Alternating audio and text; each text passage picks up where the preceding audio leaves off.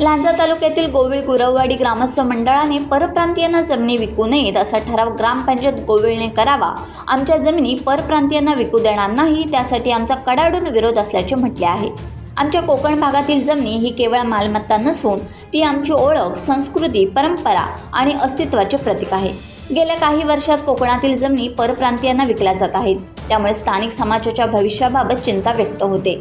गोविळ ग्रामपंचायतीला दिलेल्या निवेदनात गुरववाडी ग्रामस्थ मंडळाने गावाच्या हद्दीतील जमिनी विक्रीबाबत स्थानिकांना प्राधान्य द्यावे आणि परप्रांतीयांना जमिनी विकू देऊ नये, त्यासाठी आमचा विरोध असून जमीन ही पुढील पिढीची सुरक्षितता आहे। परप्रांतीयांना जमिनी विकल्यास स्थानिक लोक परके होतील अशी भीती त्यांनी व्यक्त केली।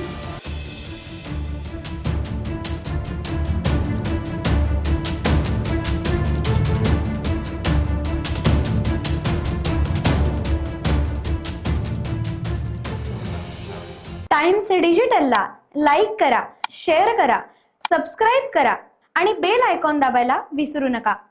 Times digital.